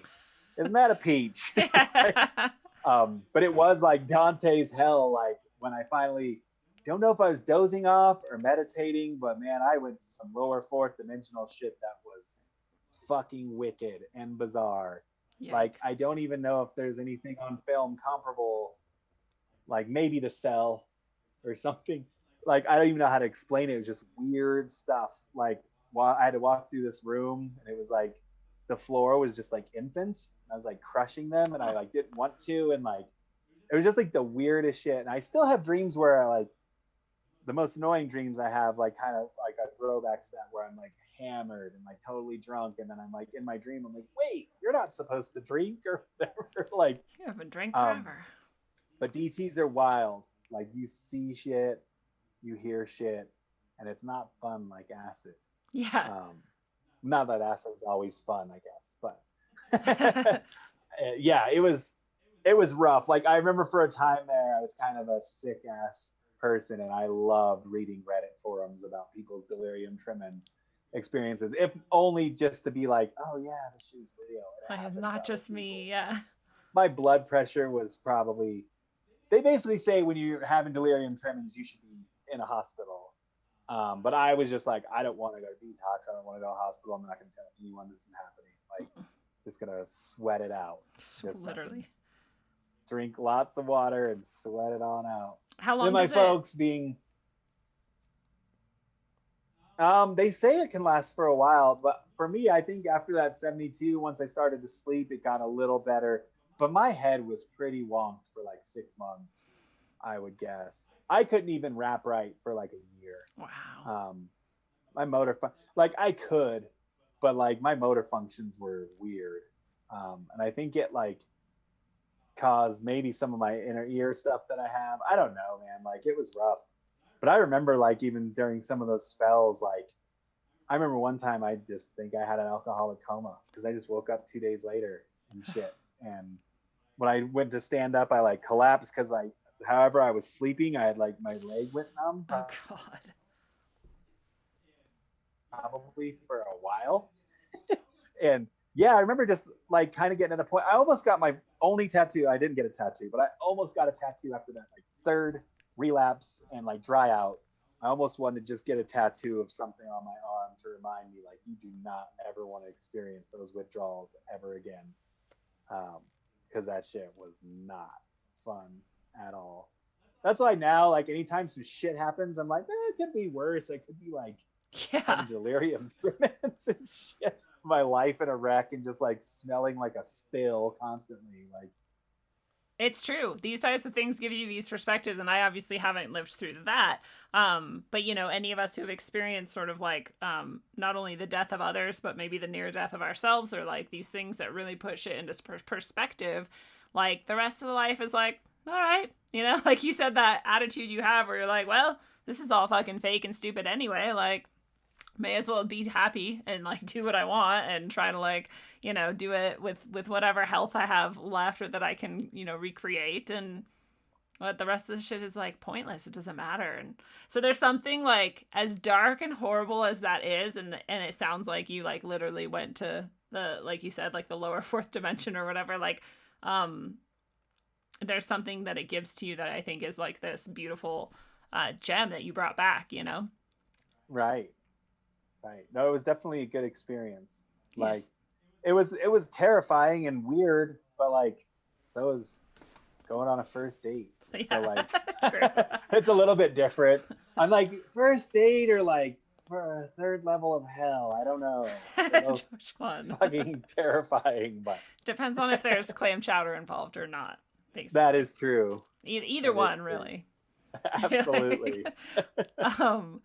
Well, let's so you're healthy, you got this like understanding, you taught yourself basically like actual health, not the kind that comes from a pill bottle, but the kind that comes from like food and wellness and whatnot, and here we are now, and you're like rewarded with this dystopian future you found yourself in. Yeah. What's your take on you know, what it's like being aware of reality in 2021? I was just talking to my buddy who quit probably a few months after me, because there was like 4 of us that all hung out, that we all quit like within months of each other, which was awesome. It was unplanned. It just like happened that way. Well, they all ended up in the hospital with Jesus. like organ failure. Wow. But I'm so badass that I just go to fucking levels of hell. You just ignored your organ failure and took it in stride. Like. But I was talking to him yesterday, and I was like, dude, like we kind of picked like the wrong time to have a fucking problem with alcohol. Like right now would be the time to just be like, let's block all this shit out. But honestly, in all honesty, I think just being aware of stuff is dandy. Like, I'm telling you, I just kind of feel like the level of fucking clown world absurdity, like, I just don't really take much seriously anymore, other than like the things I enjoy, because I just don't get it. I'm not going to fall into this like mass.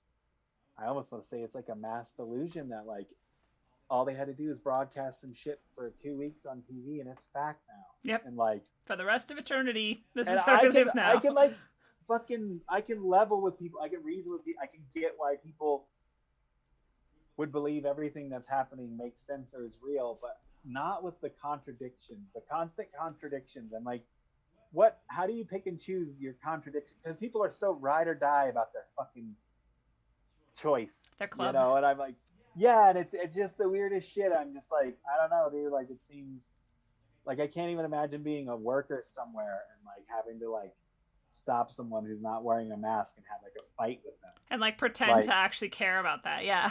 Right. And like or vice versa, like someone going in and like yelling at people for wearing masks, and like, dude, I just don't get picking that battle. Like, it doesn't even make sense. I feel like if I had to somehow, and I like could let myself on a soul level even do that job, I'd be like April from Parks and Rec. I'd be like, no, please don't. Yeah. Don't come in without a mask. It's so bad. Right.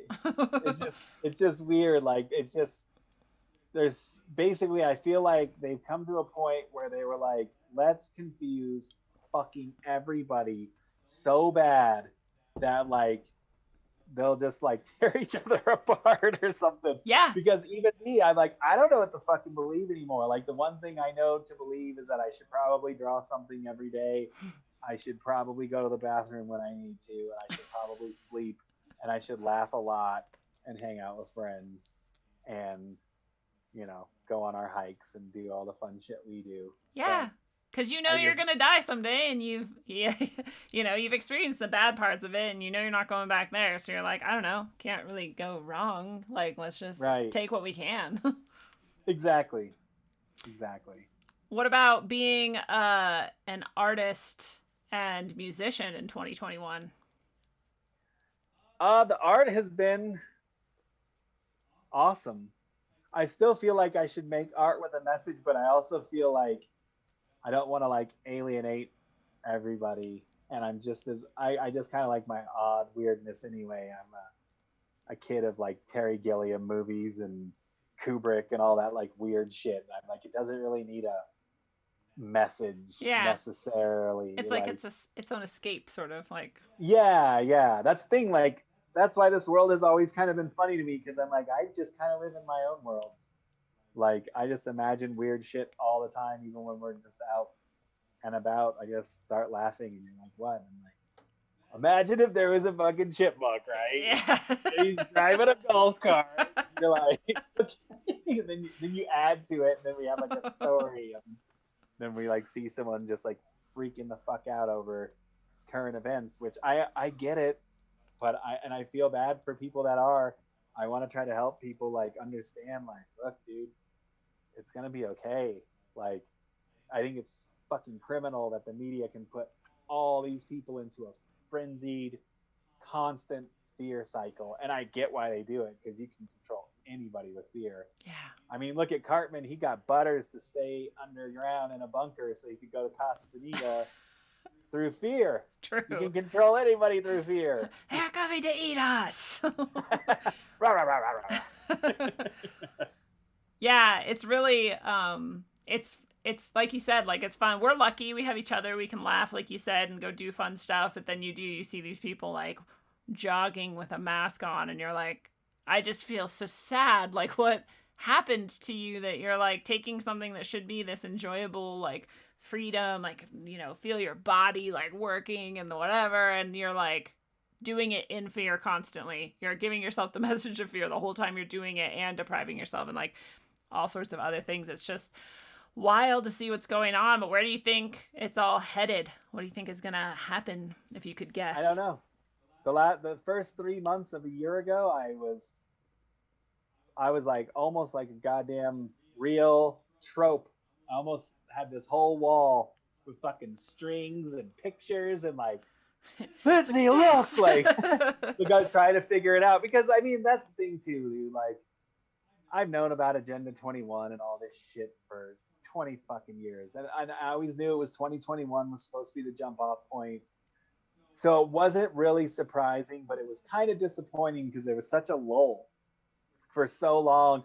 There was like shit happening in the background and like False you're running flags the and like, mill, like, yeah, yeah. like let's fuck everyone over and kill them and fuck their corpses and whatever like Run of people the with suits mill. like to do.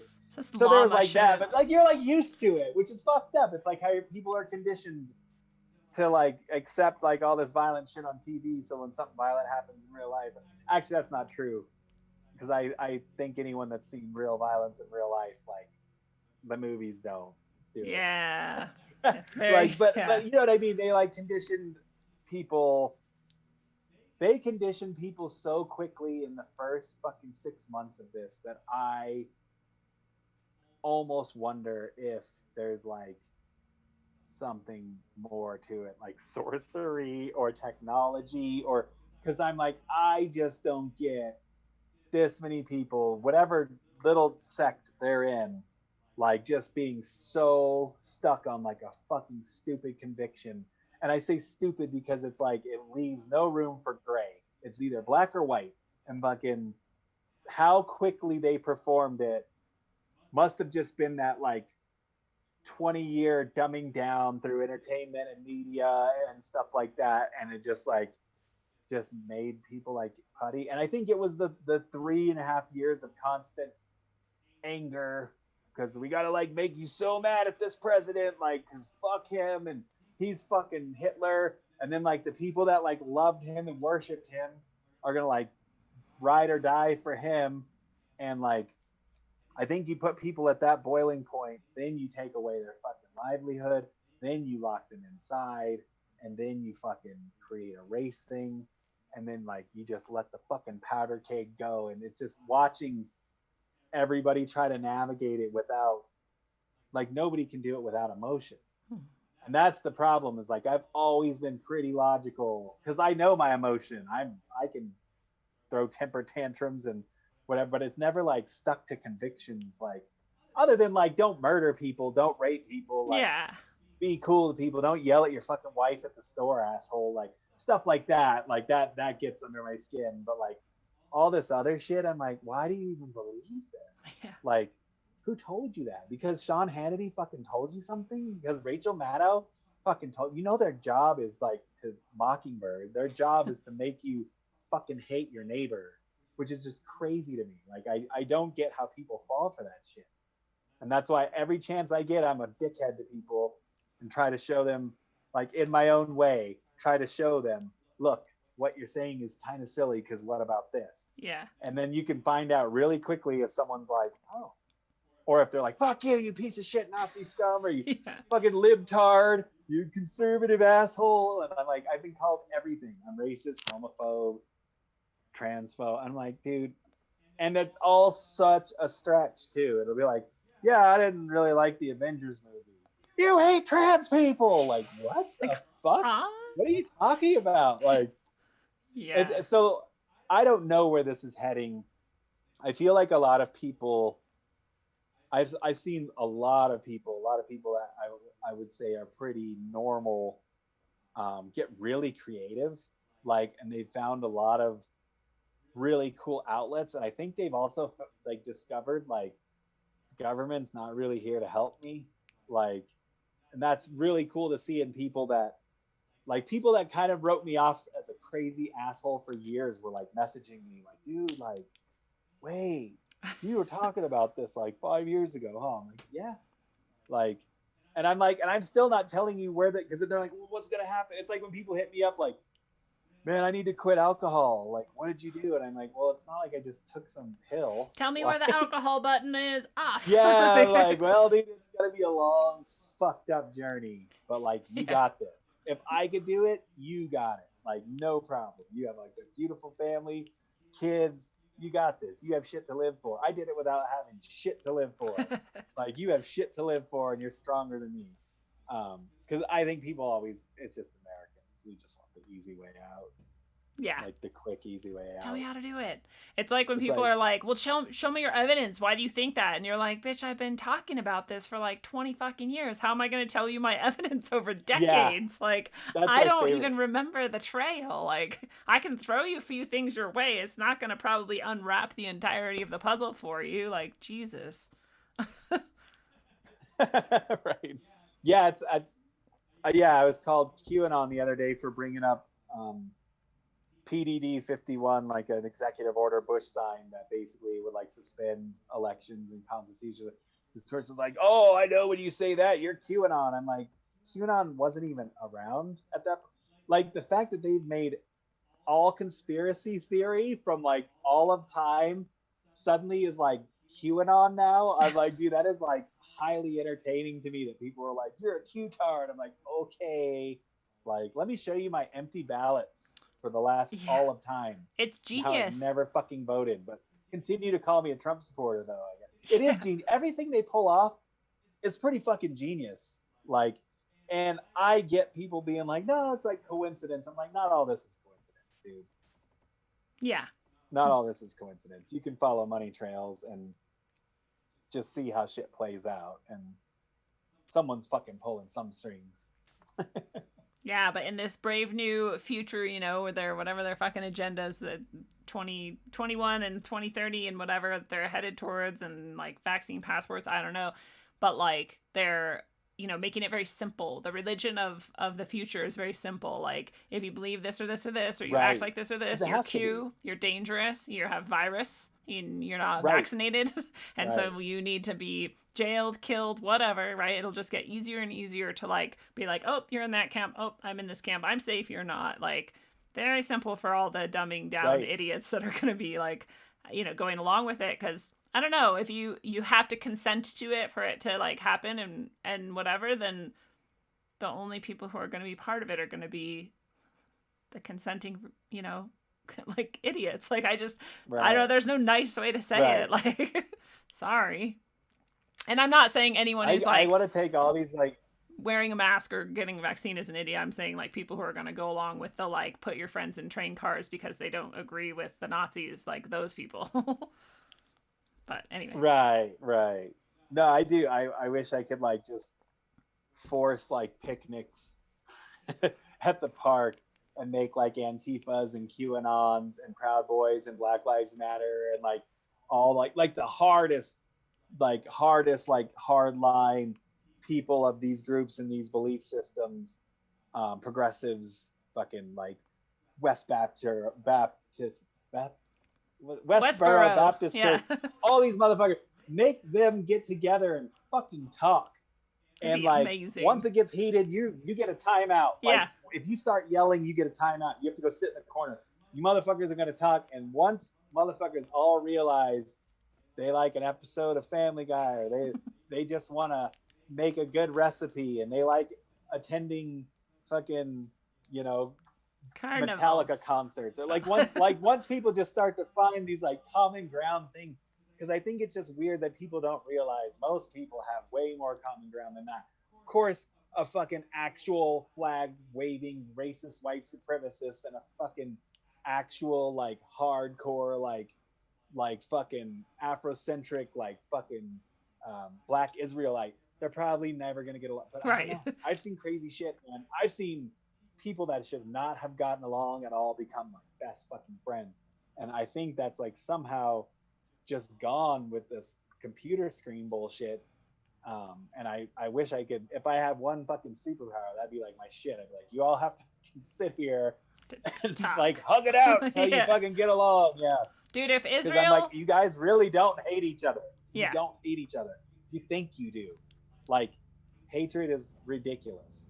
You're Ridiculous. projecting your lying to your yourself. fears and your insecurities onto each other, and like that's the easy way out.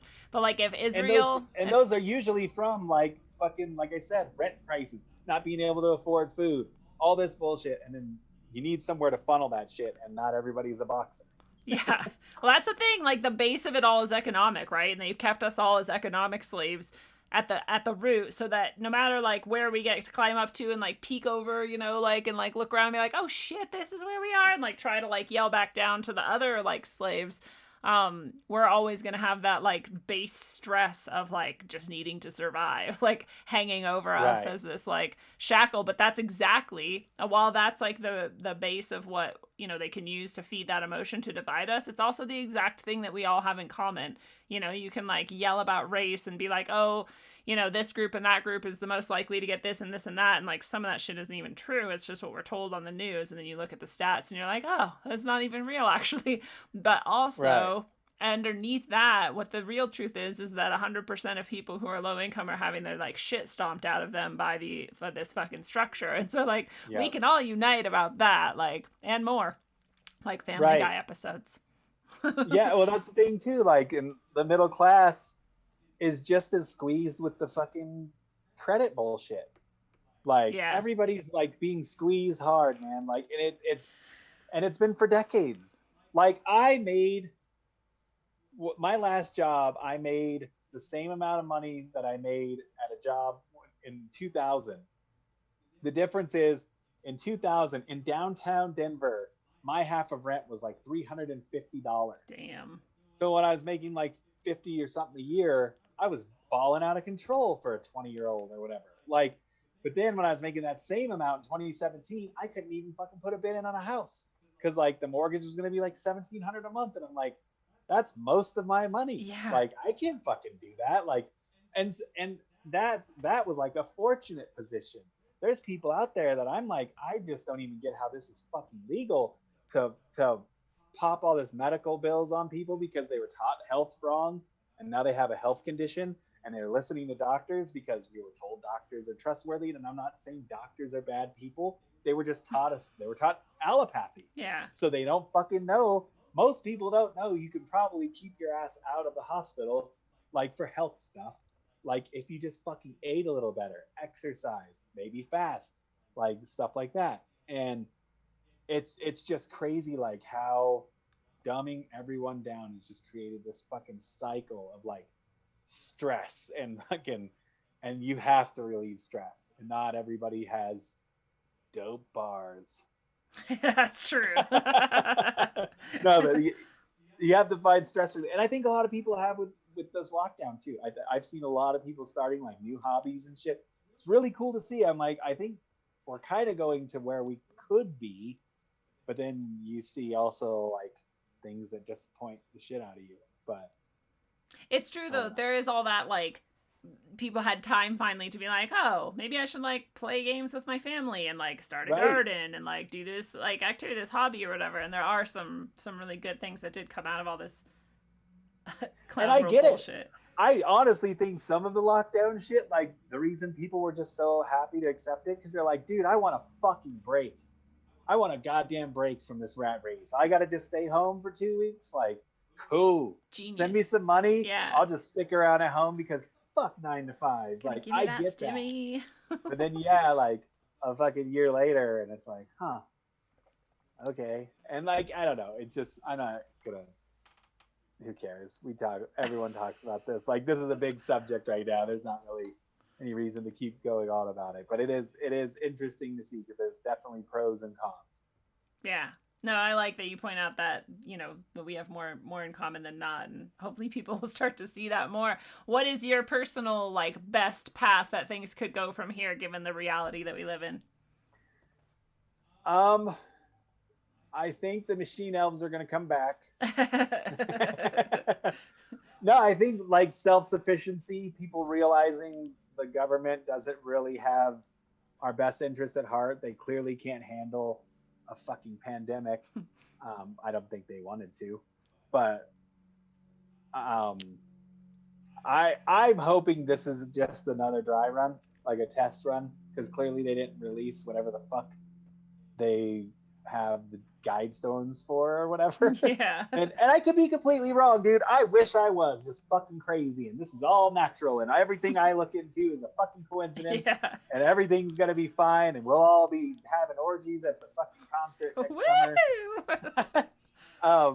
So that's my best possible outcome, is like enough people are starting to see through shit and are just gonna kind of ignore mandates and ignore and just kind of live. I would love to see communities start popping up where people are like, you know what, like let's just barter, fuck the dollar, like let's do this, let's do that. But really, I tried to envision for a year what's going to happen, and I just had to stop because it was driving me crazy. Because like on one hand, you've got like the world where like Superman is with Darkseid and he's gonna murder everybody and everything is desolate and it's like fucking Mad Max and people are killing each other over cans of beans and eating other humans. Or like it could go the full swing the other way where people are like, you know what, let's just destabilize the central government, have local governments, all of us decide what's right for us and this and that. It'll probably be somewhere in the middle, or I'll be in a few. Yeah, or we'll have like realized that this whole time we've been in a really exceptionally well-crafted VR simulation and it was a wild game. We're in WandaVision. This is all fake. I'm actually insane and I have reconstructed you from nothing. Yeah. I've had those thoughts. Like, am I just talking to an empty house? I'm like, no, she's hung stuff on the walls. She exists. I swear we really did go meet my family. So what would you say to people who are, you know, young and looking out at this world and maybe like, holy fuck, and want to try to like have some sort of a normal life? What's your advice to them? Have outlets, have friendships. Don't take any of this online virtue signaling shit that seriously. You could just turn that shit off. That's just it. Yeah, how the fuck are you being cyberbullied? Just turn it off. Stop looking at the screen. Walk away. Like, you are literally more powerful than you understand. You're young. You're going to make stupid decisions that we all did, but you are so in control of your reality. You do not need to take in all this bullshit. You don't have to listen to people dictate like what you're supposed to be a good person. Just be a good person and do what you want to do, unless it's like murder and rape. Yeah, don't do that stuff. Yeah.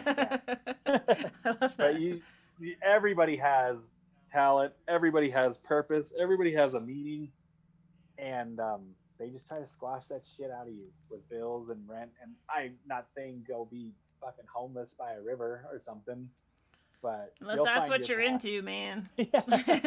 Yeah, if there are young people listening, man, like I've always been myself.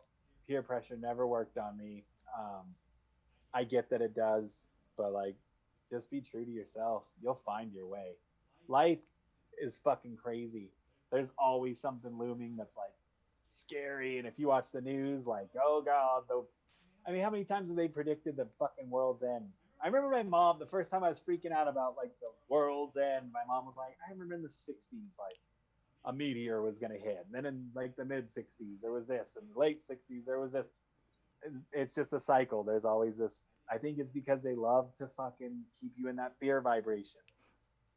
So. Absolutely. It's like Norm Macdonald is like, what, are you going to wake up in the middle of the night and be like, ah, Iraq! Well, Iraq is here! Exactly. I love it. Where can people go to find your art, which they've been seeing to the side here this whole time that we've been talking about? Also your music, which is very rare and not easy to acquire, but super well worth it if you can.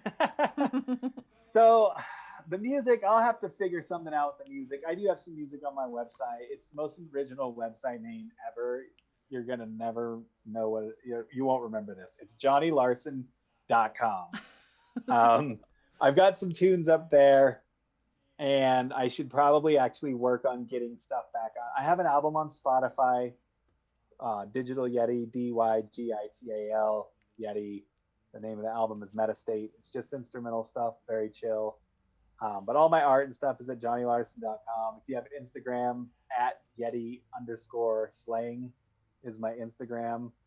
But I'm going to try to keep everything pretty much on johnnylarson.com, and because I got a bunch of music on SoundCloud. I think that's linked on the show notes a lot of times, or maybe the old show notes. Yeah. But that music is really old. And I would rather just finish what I've been working on and let you guys know when that happens. Because the most recent, most pertinent stuff is basically the bumper music of this show. The older stuff that I really like is just like batshit drunk insanity. I love it. Which is on my website though. So it's so dark and like heavy and heady and like also like emotionally raw and like it's I know it's not your like most proud work, but I really like just the I love it. I love it in a genuine- way. The only thing I hate about it is when I listen to it is like my beats were pretty shitty back then. Like, I mean, I don't know. They weren't shitty to me. I like them. They're weird. But like the mix and stuff is bad. But it's like any artist too. I look back at poems I wrote and I'm like, what the fuck? Like it was so bad. But at the time I was like, this is amazing. And people were like, wow, you're a really good writer. And like then we grow up and we're like, oh. I wonder that even about shit I'm doing now. Like in 5 years from now, am I gonna be like, that was lame? You know, like if you're a good artist, you should be. True. That's a good point. You should always look back at your old work and be like, fuck that. Yeah, because you're always growing and getting better.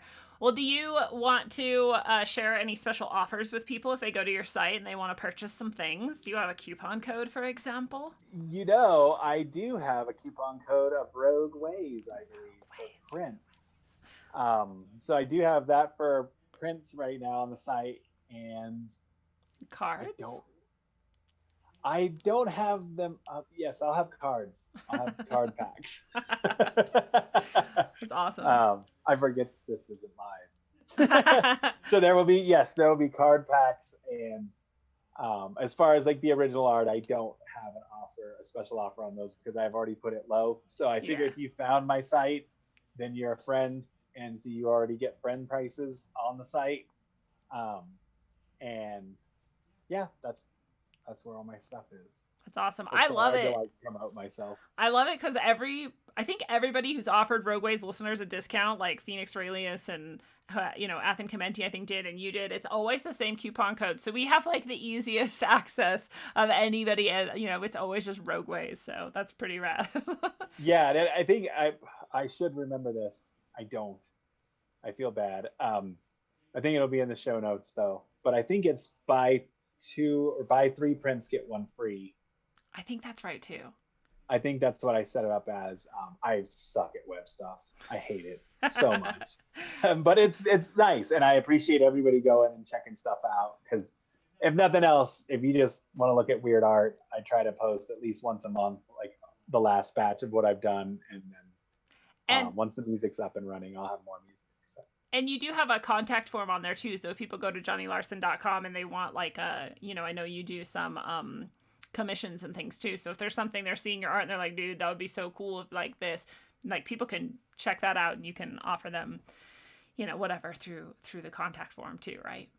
Yeah, and also I do have a Patreon. I kind of don't like the platform, but that's where I post everything exclusive, like the artworks of the day or whatever. So it's patreon.com. It's under Johnny Larson on Patreon. Patreon.com/Johnny Larson, I think, is how Patreon goes. I think that's true. And I do have all the bumper music at the $5 level. So I have it's called Conspiracy Tunes is the post. So if you want that, it's a $5 level. You can go in, grab that, and then you could even bounce after you grab it. Yeah, but you should stay because you get all the other stuff too. I do put it all exclusive. I put like free instrumental downloads. I put stuff like that. So I try to make it a really actually give and take type thing. You're supporting me. I want you to have something in your hand in return. Yeah, you're pretty generous about it too. The bumper music, for those of you who are like me and don't know words like that, is the beginning and ending songs of every Rogue Ways ever. All of them. They're all there together as a package. So if you're one of the people who likes like, oh my God, I love that, like that's where you go to get it. I don't mind you reaching out and asking me and reminding people too, but that's where it's always going to be. So what are your final thoughts that you want to leave people with? We kind of ran the gamut of like everything possible here. Yeah, I kind of just talked out of my ass for all this time. No, I'm just kidding. Take care of yourself. Take care of other people. Remember, just because you know stuff doesn't make people that don't know stuff an asshole. Doesn't make them bad people. Everybody's just confused, scared children running around. If you can be that guiding light for people, be it. And you are a light. You have all the power. you can fucking make anything in this reality, and not that bullshit like you can be anything you want when you grow up. No, I'm talking about you can shift reality to make what's important and make that your reality instead of trying to play along with this system that'll drive you fucking insane and drive you to voting at some point. You'll be a Democrat or a Republican if you believe this shit too long. You don't do that. Beautifully said, like a master. Fellow travelers of the path, it is a beautiful thing, and this has been your analog electric concentric dose of wisdom according to the Zen keeping ink slinging rap machinist Johnny Larson. Johnny, it has been a pleasure to have you on Rogueways. It's been my pleasure. Thank you. Thank you. And tomorrow is somewhere out there in the ether. It only exists in the ideal. Our focus on it gives it way too much power for something that is so lacking in substance or any weight at all. Sure, we need to know if it exists if we want it to look a certain way or play out to our advantage, but the only moment in which we can connect more deeply, reach our highest selves, and channel a bit of the divine, that place where we all came from and all return to, is right here, right now. It isn't a trite saying. It's the only thing that exists, and the only way in which we truly find our power is by knowing it as truth and living it as fully as possible. And until you master the art of being present and powerful, travel well, aim for balance, and always look inside first. Mwah.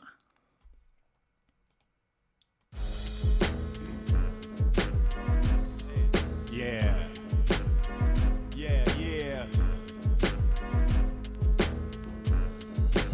I known all around the world. Shit, no one even heard of me halfway around the block. I just got an SOS from somebody's girl begging for a photograph of my watch. Most don't know what time it is. I don't know whose mind this is. Snowing in my sinuses, the league is gonna find the kid. Administer punishment. Underwater drumming squids. Fuckers wanna pummel and toss them in the rubble bin. What a dumpster fire. Motherfucking wide. Try to fuse it in. If your thoughts are living, grow tired. Spin the venom mouthpiece in your mental housing. Sent to finish bounties on everyone who's doubting. Well, there you have it, folks. There's the first round. Contestants know what they want. This insanity. God damn it, Chuck. Said tell them what they want. Took a little breather while we took a break. Went to a park and stole a rich kid's cake. Staking marijuana too, bumping some Nevada tunes. Washing down the clown with some of Svetlana's brew. Who the fuck are you? That's what they keep asking. Kevin Garvey on a beat, international assassin. Smashing like my life's at risk. Caskets for the brightest spit. Rip mics tell arthritis hits. Still might make a life of this. Never will concede my run. Clever with deleted funds. Ever undefeated punk professor of the beaten drum. Well, goddamn, that was embarrassing and hard to listen to.